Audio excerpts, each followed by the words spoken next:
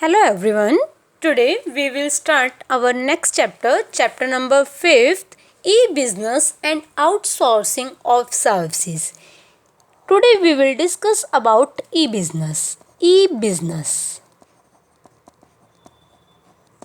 You know what is business? Business means an economic activity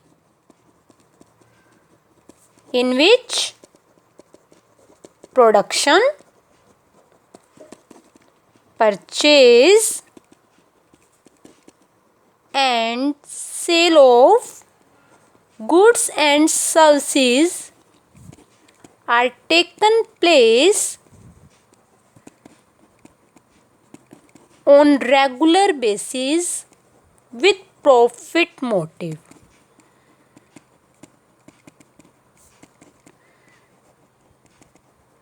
हमने जब first chapter start किया तो उसमें डिस्कस किया ही था कि बिजनेस क्या होता है कि इकोनॉमिक एक्टिविटी होती है जिसमें क्या होता है प्रोडक्शन होता है, परचेज होता है, सेल होती है किसकी, गुड्स और सर्विसेज की on regular basis with profit motive. जो बिजनेस होता है वो दो चीज़ों से मिलकर बनता है, इंडस्ट्री प्लस कॉमर्स. ठीक है, हमने कहा कि प्रोडक्शन होता है. प्रोडक्शन मतलब कन्वर्ट करना रॉ मटेरियल को इनटू फिनिश गुड्स. कि इंडस्ट्री के अंदर क्या किया जाता है, प्रोडक्शन किया जाता है, रॉ मटेरियल को हम फिनिश गुड्स में कन्वर्ट करते हैं. तो प्रोडक्शन तक का जो काम होता है वो होता है इंडस्ट्री का. प्रोडक्शन होने के बाद जो अलग अलग एक्टिविटीज़ होती हैं, जो डिफरेंट एक्टिविटीज़ की जाती है, सिर्फ प्रोडक्शन करने से तो कुछ नहीं होगा ना. अब हमने क्या करना है, उन गुड्स और सर्विसेज को सेल भी करना है. तो जो सेल करने का काम है, प्रोडक्शन के बाद का काम है, वो किस में आ जाता है, कॉमर्स में. कॉमर्स में भी दो चीज़ें आ जाती हैं, trade plus auxiliaries to trade. यार ठीक है, ट्रेड मतलब परचेज एंड सेल. ठीक है, प्रोडक्शन होता है इंडस्ट्री में, परचेज और सेल होता है ट्रेड में.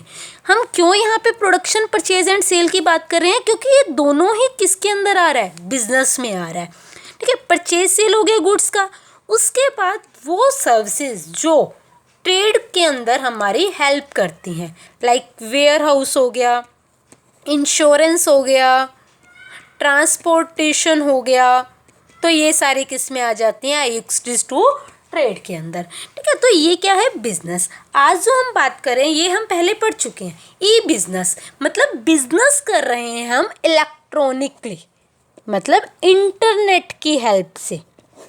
तो वो क्या बन जाएगा, हमारा ई बिजनेस. तो ई बिजनेस क्या होता है, it refers to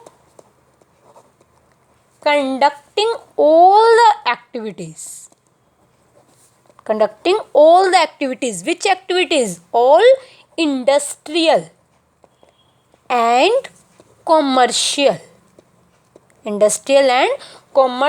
Activities through the computer network or internet.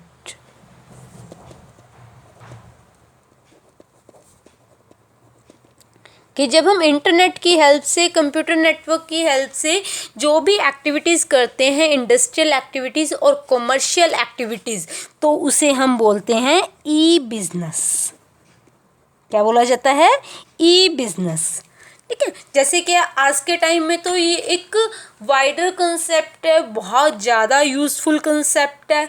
छोटे से छोटे बच्चे को भी पता है कि जो भी हम शॉपिंग वगैरह करते हैं सब इंटरनेट की हेल्प से तो करते हैं. ठीक है, तो ई बिजनेस मतलब जो भी कॉमर्शियल और इंडस्ट्रियल एक्टिविटीज़ परफॉर्म की जाती हैं इंटरनेट की हेल्प से, तो वो बन जाएगा ई बिजनेस. क्योंकि हम इंडस्ट्रियल की भी बात कर रहे हैं, हम कॉमर्शियल की भी बात कर रहे हैं. अगर हम कहें कि conducting commercial activities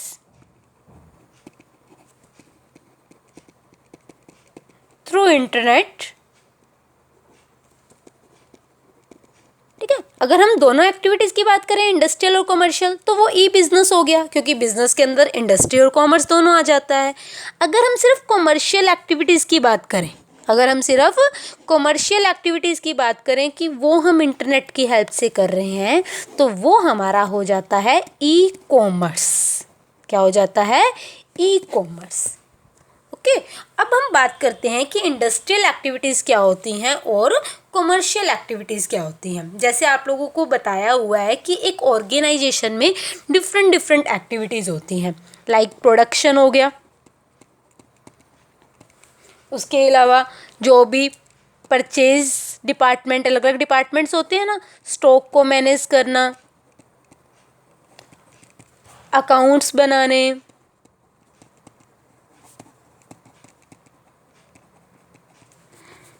human resource को मैनेज करना, यानी कि जो इंडस्ट्री के अंदर एक ऑर्गेनाइजेशन में जो एक्टिविटीज़ हो रही हैं, तो उसे हम बोलते हैं इंडस्ट्रियल एक्टिविटीज़। क्या बोला जाता है? Industrial activities.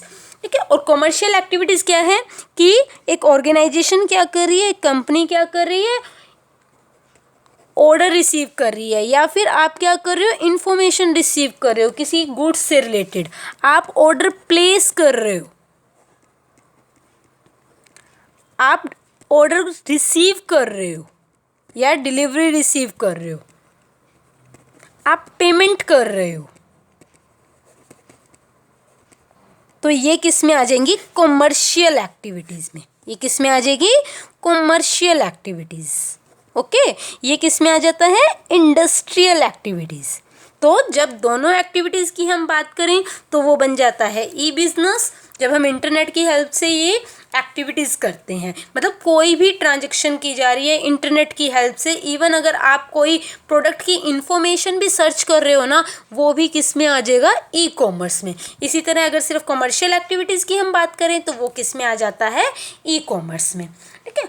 अब हम क्या बात करते हैं कि जो ई कॉमर्स है या फिर ई बिज़नेस, क्योंकि ई बिज़नेस क्या हो जाएगा? वाइडर कंसेप्ट हो जाएगा। ठीक है। तो ई कॉमर्स उसी का एक पार्ट है। तो ई कॉमर्स या फिर ई बिज़नेस के हमें क्या क्या बेनिफिट है? बेनिफिट्स ऑफ ई कॉमर्स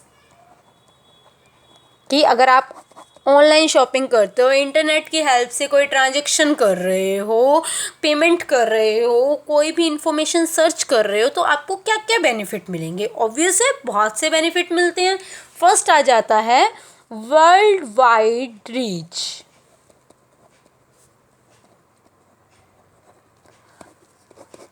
अब क्या होता है कि जो बिजनेस, जो कंपनीज ई बिजनेस से, ई कॉमर्स से लिंक होती है, उनको क्या मिलती है? एक वाइडर मार्केट मिलती है, क्योंकि वो न्यू कस्टमर के कांटेक्ट में आते हैं। आप साइट पर जाओ, आप गूगल पे सर्च करो, आप कोई भी प्रोडक्ट के बारे में सर्च करोगे, आपको डिफरेंट वैरायटीज़ मिल जाएंगी, डिफरेंट ब्रांड के प्रोडक्ट मिल जाएंगे। तो क्या है, उन बिजनेसमैन को क्या हो रहा है? फ़ायदा हो रहा है, उनको न्यू कस्टमर्स मिलते हैं। इवन अगर मान लो आप मार्केट में गए, आपने कोई शैम्पू परचेज़ करना है, कोई फेस वॉश परचेज़ करना है, कोई फेस क्रीम परचेज़ करनी है, आपके माइंड में लिमिटेड सी होंगे ब्रांड, 5, 7, 10, 20 इतने लगा लो। बट अगर आप नेट पर कोई भी ऐसे फेस क्रीम लिख दो तो उस पर आपको बहुत सारे ऑप्शंस मिल जाएंगे, बहुत सारे ब्रांड नेम मिल जाएंगे। तो क्या है, उन बिजनेस के लिए तो बेनिफिट हो गया ना कि वो क्या है, न्यू कस्टमर को फाइंड आउट कर रहे हैं। तो ई कॉमर्स का क्या बेनिफिट होता है? इसकी जो रीच होती है वो क्या होती है? वर्ल्ड वाइड होती है, जिससे क्या होती है, उनकी जो सेल है वो इंक्रीज हो जाती है। सेकंड आता है शॉर्टनिंग द सप्लाई चेन। अगर हम ट्रेडिशनल की बात करें, नॉर्मल बिजनेस की बात करें, क्या होता है? प्रोड्यूसर या फिर मैन्युफैक्चरर गुड्स को बनाता है, वो किसको बेचता है? होलसेलर को। होलसेलर आगे रिटेलर को, रिटेलर आगे कस्टमर को। ठीक है। लेकिन अगर हम ई कॉमर्स की बात करें, ई कॉमर्स के अंदर में क्या हो जाएगा, ये जो होलसेलर है और रिटेलर हैं, ये क्या हो जाते हैं, एलिमिनेट हो जाते हैं, डिसअपीयर हो जाते हैं, क्योंकि जो है कस्टमर क्या हो जाता है, डायरेक्ट कॉन्टैक्ट में हो जाता है किसके, प्रोड्यूसर के, क्योंकि कंपनी के से डायरेक्ट प्रोडक्ट कस्टमर के पास पहुंचता है, वो भी लेस प्राइस पर। उसके बाद आता है हमारा third point, quick solution of doubts. ये देखो आपको कितना टाइम सेव हो जाता है। मान लो आपको कोई भी मोबाइल फ़ोन लेना है, अगर आप मार्केट में जा रहे हो, वो आपको कितने दिखाएगा, 2, 4, और वो आपको अच्छे से कंपैरिजन भी नहीं करके बताएगा कि कौन सा बेटर है। लेकिन अगर आप ई कॉमर्स की हेल्प लेते हो, आप नेट पे सर्च करते हो, तो क्या होगा, आपको जो भी क्वेरीज हैं, जो भी डाउट्स हैं, उन सब के सॉल्यूशन मिल जाएंगे। आपको पता चल जाएगा कि किस फ़ोन की क्या फीचर्स हैं, कौन सा बेटर है, कौन सा ज़्यादा डिमांड में है, किसकी क्या ड्रॉबैक्स हैं। ठीक है, ये सारी चीज़ें आपको बहुत इजीली कुछ ही सेकंड्स में ये सारी की सारी इन्फॉर्मेशन मिल जाती है। क्योंकि मार्केट में जाते एक हेजिटेशन भी होती है कि कहीं शॉपकीपर क्या सोचेगा, इसको यही नहीं पता। लेकिन अगर हम ई कॉमर्स का यूज़ कर रहे हैं, स्मार्टफोन है, इंटरनेट कनेक्शन है, हम वेबसाइट पर देख रहे हैं, हम गूगल पे सर्च कर रहे हैं, तो हम कोई भी इंफॉर्मेशन प्रोडक्ट से रिलेटेड हमें ईजिली मिल जाती है और हमारी सारी क्वेरीज भी वहाँ पर सॉर्ट आउट हो जाती हैं। उसके बाद आता है लेस पर्सन कॉस्ट। अब क्या होता है, क्योंकि अगर हम ई कॉमर्स की हेल्प लेते हैं, एक कंपनी ई कॉमर्स के थ्रू अपने प्रोडक्ट को सेल कर रही है, तो जो कंपनी का काम होता है, जो भी एम्प्लॉय काम करने वाले होते हैं, उसकी जगह एक कंप्यूटर ले लेता है। वो कुछ ही सेकंड्स में बहुत सारे एम्प्लॉयज़ की जो भी जॉब है उसको परफॉर्म कर देता है, जिससे क्या होता है, जो एम्प्लॉयज़ के एक्सपेंसेस होते हैं कंपनी पर, वो क्या हो जाते हैं, कम हो जाते हैं। उसके बाद फिफ्थ, सेविंग ऑफ टाइम। आपने कुछ भी परचेज करना है, बस क्लिक करो, ऑर्डर दे दिया, प्रोडक्ट आपके पास पहुंच जाएगा। आपको कहीं भी विजिट करने की नीड नहीं होती, आपको कहीं जाने की ज़रूरत नहीं है मार्केट में। आप घर बैठे बैठे अपना प्रोडक्ट मंगवा सकते हो, उस प्रोडक्ट से रिलेटेड आप कोई भी इंफॉर्मेशन ले सकते हो। उसके बाद हमारा 6 पॉइंट आता है less risk in payment. Like आपके पास COD ऑप्शन अवेलेबल होता है। COD मतलब कैश ऑन डिलीवरी। आपने कोई भी प्रोडक्ट का ऑर्डर दिया, जब प्रोडक्ट आपके पास आपके घर पर पहुंच जाएगा, तब आपको पेमेंट करनी होगी। तो काफ़ी सारी साइट्स हैं, लाइक अमेज़ोन हो गया, फ्लिपकार्ट हो गया, ये आपको COD का ऑप्शन भी देते हैं। उसके अलावा आप क्रेडिट कार्ड से भी पेमेंट कर सकते हो, तो क्या होती है, आपकी पेमेंट भी सेफ होती है। उसके अलावा जो हमारे पास पॉइंट आ जाता है, वो आ जाता है product and services available in remote area also. मतलब ऐसे एरिया में भी हमें प्रोडक्ट मिल जाता है जहाँ पे क्या है, कोई भी मार्केट नहीं है। मतलब हम कोई भी प्रोडक्ट अमेज़ोन से, फ्लिपकार्ट से मंगवा रहे हैं, तो कोई भी एरिया है, हमें वहाँ पर ऑर्डर क्या मिल जाएगा, हमारा जो प्रोडक्ट है, जो हमने ऑर्डर दिया, वो हमें रिसीव हो जाता है। ठीक है। उसके अलावा पॉइंट्स आते हैं हमारे इजी टू लॉन्च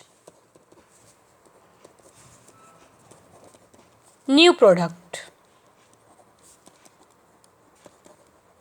कि कंपनी को क्या फ़ायदा होता है, उसको कोई भी नया प्रोडक्ट लेकर के आना है, तो वो क्या करता है, ई बिज़नेस की हेल्प से अपने उस प्रोडक्ट को लॉन्च कर देता है।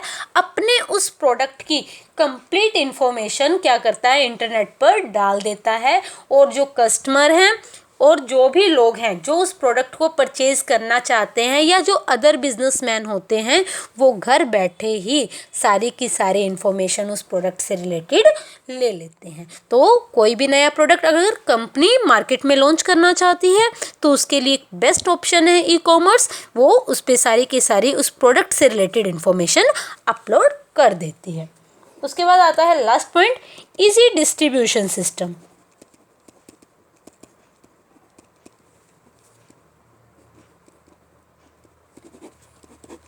ठीक है, कि हमें क्या होती है, जो भी प्रोडक्ट से रिलेटेड इन्फॉर्मेशन होती है वो बहुत इजीली मिल जाती है, हमारी क्या होती है, कॉस्ट भी कम लगती है, क्योंकि हमें ना तो किसी से सजेशन लेने की नीड, ना हमें मार्केट में जाने की नीड, तो डिस्ट्रीब्यूशन सिस्टम भी बहुत इजीली हो जाता है, कॉस्ट इफेक्टिव मैनर में हो जाता है। तो ये था टॉपिक, क्या था, ई बिज़नेस। ई बिज़नेस क्या होता है कि जो भी कॉमर्शियल और इंडस्ट्रियल एक्टिविटीज़ की जाती हैं इंटरनेट के थ्रू, उसे क्या बोलते हैं, ई बिज़नेस। और अगर हम सिर्फ कॉमर्शियल एक्टिविटीज़ की बात करें तो वो क्या हो जाता है, ई कॉमर्स। इंडस्ट्रियल एक्टिविटीज़ में क्या आ जाता है, प्रोडक्शन हो गया, ये चेक करना कि कितना स्टॉक पड़ा है, अकाउंट्स वगैरह सब अगर हम इंटरनेट की हेल्प से कर रहे हैं तो वो इंडस्ट्रियल एक्टिविटीज़ में आ जाएगा, ई बिज़नेस में आ जाएगा। अगर आपने सिर्फ प्रोडक्ट की कोई इन्फॉर्मेशन भी सर्च की ना तो भी आप किस में इन्वॉल्व हो रहे हो, ई कॉमर्स में इन्वॉल्व हो रहे हो। सिर्फ परचेज सेल करना ही नहीं हो जाता, ठीक है, अगर आप कोई इन्फॉर्मेशन रिसीव कर रहे हो वो भी किस में आ जाता है, ई कॉमर्स में आ जाता है। उसके बाद इसके बेनिफिट्स क्या हैं, वर्ल्ड वाइड रीच है कि आपको क्या है, प्रोडक्ट इजीली मिल जाएगा। कंपनी को क्या बेनिफिट है, वो अपने प्रोडक्ट को न्यू कस्टमर तक पहुंचा सकते हैं, न्यू कस्टमर के कांटेक्ट में आते हैं, जिससे उनकी सेल इंक्रीज हो जाती है। शॉर्टनिंग द सप्लाई चेन, क्यों, क्योंकि ई कॉमर्स के थ्रू जो कस्टमर है उसको प्रोडक्ट क्या मिल रहा है, डायरेक्टली प्रोड्यूसर से मिल रहा है, और उस कस्टमर की इंफॉर्मेशन भी क्या है, प्रोड्यूसर के पास जा रही है। इन केस अगर क्या होता है, कंपनी का कोई भी नया प्रोडक्ट आता है तो company time to time customer को मैसेज भी सेंड करती रहती है और ऑफर्स भी सेंड करती रहती है अपने प्रोडक्ट की सेल इंक्रीज करने के लिए। और दूसरा बेनिफिट कस्टमर को क्या होगा, कस्टमर को प्रोडक्ट लेस प्राइस पर मिलता है, क्योंकि जो इनका मार्जिन होता है, क्योंकि होलसेलर और रिटेलर को एलिमिनेट कर दिया जाता है, इनका मार्जिन नहीं रह जाता, जिससे जो प्रोडक्ट है डायरेक्टली प्रोड्यूसर से कस्टमर के पास आ रहा है तो प्राइस भी कम होता है। उसके अलावा क्विक सॉल्यूशन ऑफ डाउट्स, कि अगर कोई भी कस्टमर को कोई भी क्वेरीज है तो वो ई कॉमर्स के थ्रू अपने क्वेरीज को, अपने डाउट्स को सॉर्ट आउट कर सकती है, अपने क्वेश्चंस के आंसर ले सकती है। लेस पर्सनल कॉस्ट, क्योंकि एक कंप्यूटर काफ़ी सारे एम्प्लॉयज़ का काम कर देता है, तो ऑर्गेनाइजेशन को, एक कंपनी को जो एम्प्लॉयज़ हैं ज़्यादा नहीं रखने पड़ते, क्योंकि सारा काम ऑटोमेटिकली ही हो जाता है। सेविंग ऑफ टाइम, आपका टाइम सेव होगा, आपको मार्केट में विजिट करने की नीड नहीं है, आपको घर बैठे ही सारी इन्फॉर्मेशन मिल जाएगी कुछ ही सेकंड्स में एक क्लिक करते हुए। लेस रिस्क इन पेमेंट, क्योंकि COD का ऑप्शन भी अवेलेबल होता है, आप क्रेडिट कार्ड के थ्रू भी पेमेंट कर सकते हो। Product and services available in remote area, ऐसे एरिया में भी आपको प्रोडक्ट मिल जाता है जहाँ पे आपको मार्केट नहीं मिलती, मतलब वहाँ पे आसपास उस एरिया में कोई मार्केट नहीं है, बट आपको वो प्रोडक्ट परचेज करना है, तो अगर आप ई कॉमर्स की हेल्प लेते हो, इंटरनेट से शॉपिंग करते हो, वो प्रोडक्ट आपके पास इजीली पहुंच जाएगा। Easy to launch new product, in case अगर कंपनी कोई भी नया प्रोडक्ट लॉन्च करना चाहती है तो उससे रिलेटेड इन्फॉर्मेशन वो क्या कर देती है, इंटरनेट के थ्रू अपलोड कर देती है, और जो भी कस्टमर होते हैं या जो भी अदर बिजनेसमैन होते हैं उनको वो इन्फॉर्मेशन मिल जाती है।